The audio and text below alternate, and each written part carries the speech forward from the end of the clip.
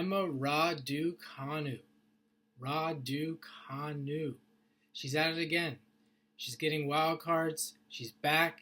So in this video, I want to look at 2023 and this year, 2024, and see, we're going to analyze these wild cards that she's getting. She's the luckiest tennis player. She's the luckiest women's tennis player in the world right now with a golden horseshoe up her ass.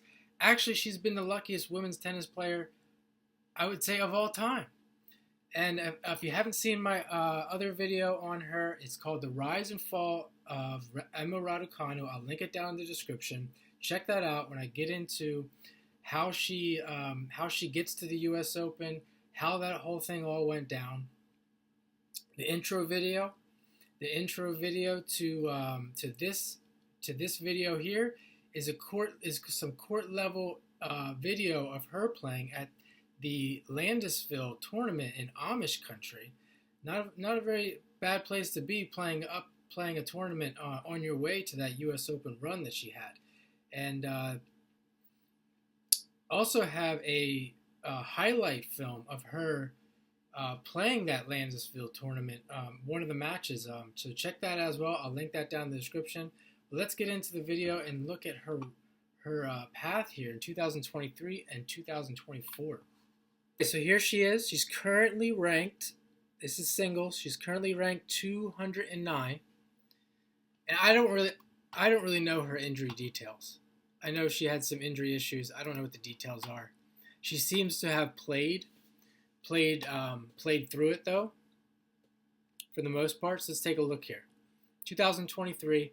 So to just kind of refresh from last time, 2022, she did play. I think she did play a full season. She was around something along the lines of like 40% winning percentage. So not quite 50-50.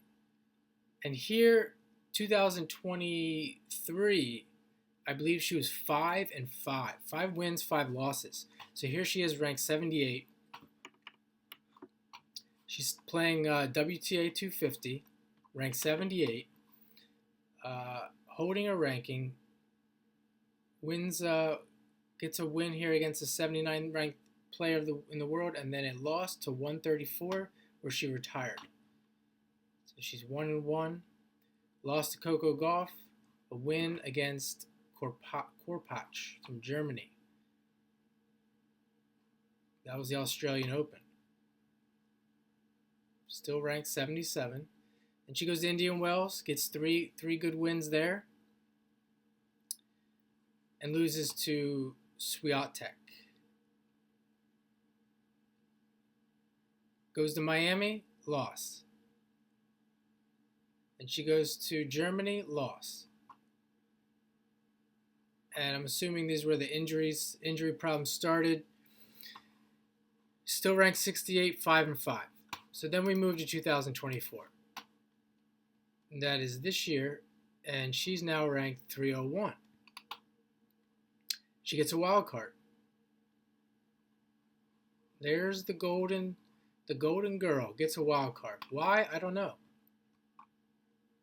I guess this is basketball now. We just choose the players we want to play.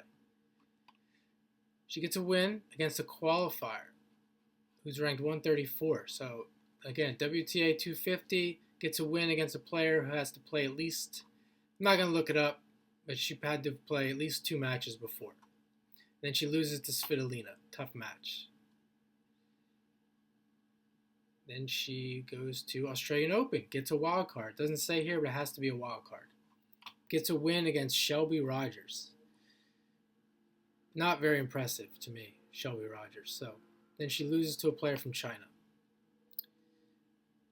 And she's 7 for 7 on the year for 2024.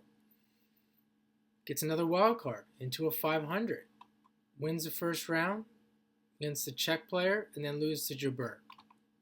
She plays a couple tough players, Jabeur, Svitolina.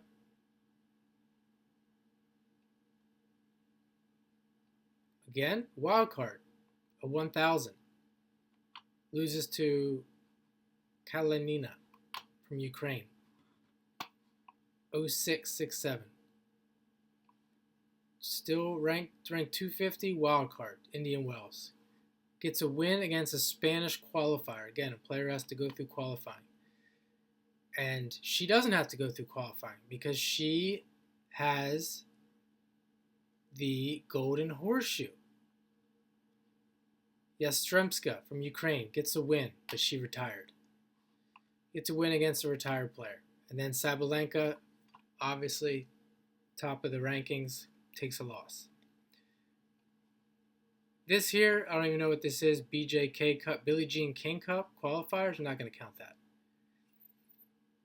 Ranked 303 still.